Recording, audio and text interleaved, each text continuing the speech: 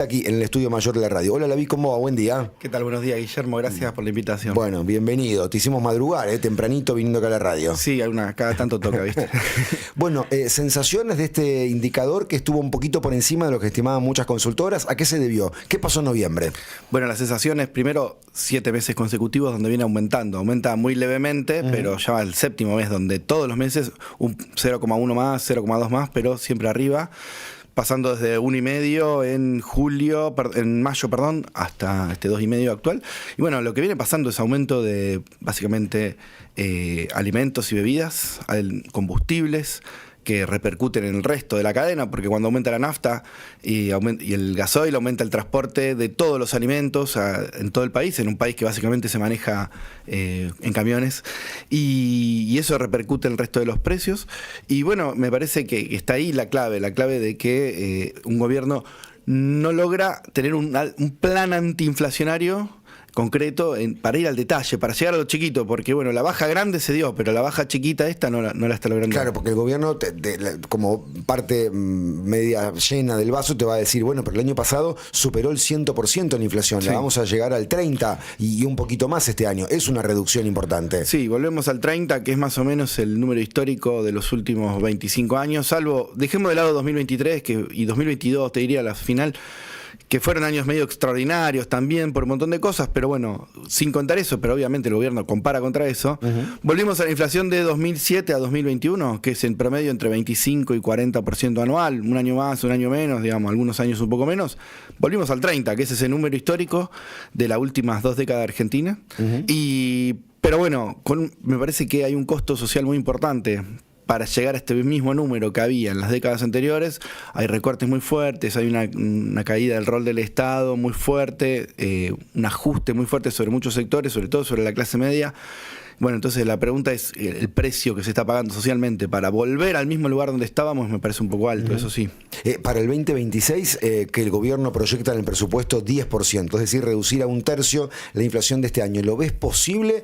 Y en caso de ser posible, ¿hay que ir a un escenario de mucho mayor ajuste del gasto público, de lo monetario, para llegar a esa cifra del 10%? No hay mucha más margen de ajuste. No hay mucho más margen de ajuste. O sea, se han destruido capacidades estatales, se han cerrado ministerios, se han cerrado secretarías, se han cerrado programas de cultura, de deportes, de educación, de salud, un montón de cosas. No hay demasiado margen más para esto. Me parece que vía ajuste no se va a bajar más la inflación. Y realmente no hay mucho más. Insisto, el problema antiinflacionario son cosas más de detalle, más de trabajo fino de un Estado justamente atento a esto. A pensar en, por ejemplo, la indexación. ¿Qué es la indexación? Cuando se atan ciertos contratos a la inflación pasada, los alquileres atados a la inflación. Bueno, el alquiler pasado, la inflación pasada me aumenta el alquiler actual. Este alquiler actual influye necesariamente en los precios y luego en la inflación futura, que va a ser el alquiler futuro. Ese tipo de cadenas a lo largo del tiempo que atan, que dan una suerte de inercia, de continuidad inflacionaria, bueno, contra eso no se está trabajando y me parece que es ahí el detalle. Eso es lo que se hizo, por ejemplo, en la década de los 90. No para emular los 90, pero bueno, era un plan antiinflacionario concreto que permitió llegar a ser inflación. Hablando, Laví, de indexación, el gobierno, por ejemplo, sí le ha puesto un límite a las paritarias. No homologa el Ministerio de Capital Humano paritarias por encima de la inflación, con el argumento que indexa la economía, que genera expectativas. Ahora, para otros rubros, tarifas, otros bienes y servicios, no hay tanta limitante. ¿Cómo lo ves en esa puja distributiva? Bueno, ahí ha sido durísimo el gobierno, efectivamente, y parte del problema está en que este 30% de inflación es bajo, pero la mayoría de los salarios no le ganan a la inflación. Sobre todo los salarios del Estado, los salarios públicos, que directamente han perdido entre 20 y 25% de poder adquisitivo todos los meses desde que se inició este gobierno. Y en el sector privado, bueno, hay sindicatos más fuertes, con cierta capacidad de negociación, pero son los menos. Entonces, bueno, el gobierno también apunta a eso y en ese sentido va en el sentido de achicar la inflación, pero insisto, antes hablé del costo social, esto también es parte del costo social. Y lo vemos en el otro lado, en el sentido de que si los salarios no le ganan a la inflación y el poder adquisitivo se achica todos los días, vemos negocios vacíos de gente, vemos los centros turísticos vacíos, vemos gente yéndose al exterior y vemos que efectivamente la recesión es un remedio muy duro para la inflación, socialmente muy duro. Entonces, bueno, me parece que este gobierno igual no tiene ese problema en el sentido de que no entiende esa dureza o no lo tiene como una variable. Pero bueno, puede ser el camino que siga buscando. No tiene demasiado más tampoco margen para Y seguir hablando de recesión, vos aludías a eso, el gobierno muestra que el PBI este año está creciendo, comparado, es cierto, con 2024, que fue un año tremendo, de muy fuerte caída de la actividad económica, y proyecta para el año que viene también crecimiento de la actividad. ¿Es heterogéneo? ¿Es homogéneo? ¿Cómo ves el mapa productivo del país? Y ese es el tema. Cuando miramos el promedio de crecimiento, estamos promediando la actividad petrolera que no para de crecer en Vaca Muerta, pero que demanda poca mano de obra, que está muy concentrada en una o dos provincias, y vemos caer la industria en los grandes centros industriales, como es Rosario, es el sur de Santa Fe, más que Rosario, digamos que es una zona industrial, el conurbano de Buenos Aires. Entonces, y vemos caer el comercio, la construcción que no se ha levantado, la falta de obra pública, que también son grandes demandantes de trabajo, grandes demandantes, digamos, que hacen girar la rueda de la economía. ¿Podemos llegar a tener crecimiento el año que viene? Es difícil, puede ser, seguramente. No tengo números, no me dedico a esa parte, pero seguramente con esta heterogeneidad, con sectores que tiran muy fuerte, pero demandan poca mano de obra y están concentrados geográficamente. Y el efecto derrame, que siempre se argumenta, yo tengo el sector agroexportador que le va bien y después ese excedente lo invierte comprando departamentos en Rosario, en Córdoba, ¿se termina dando o es una mirada muy condescendiente de algunos sectores concentrados? Mira, hay un cierto efecto, pero también ahí hace falta políticas públicas, hace falta, por ejemplo, si crece el petróleo, para no meterme con el agro, pero también, pero crece el petróleo, bueno, ¿qué tipo de redes de proveedores locales, nacionales vamos a tener?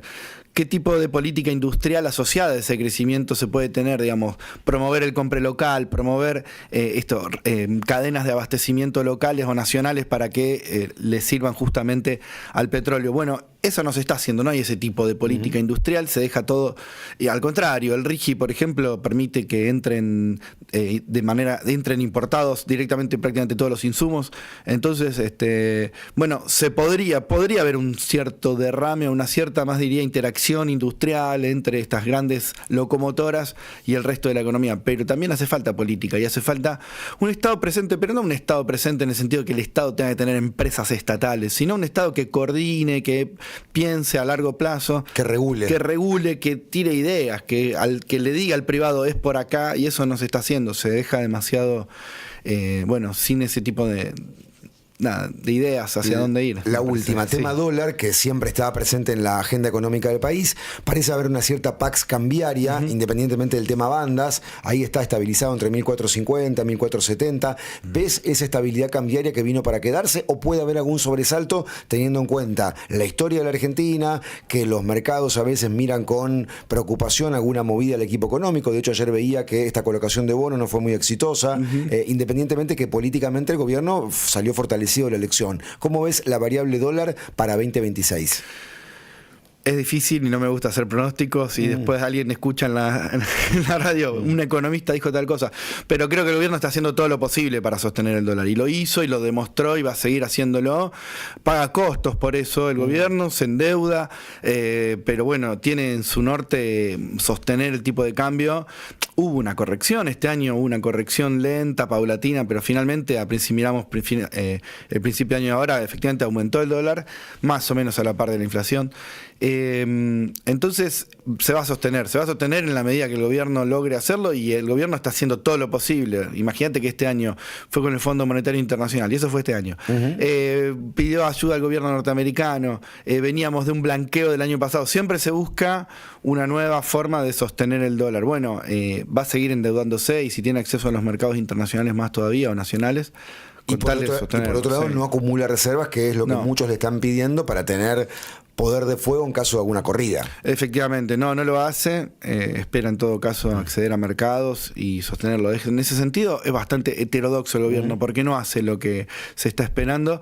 Lo único que tiene como objetivo es sostener el valor del dólar, y bueno, insisto, va a hacer todo lo posible para eso. Lavi, gracias por venir acá al estudio de la radio. No, gracias por la invitación. Lavi Abraham, economista de la Universidad Nacional de Rosario, su mirada sobre inflación, actividad económica, dólar para el año que viene. 7:34, vamos rumbo a las noticias. Ya volvemos.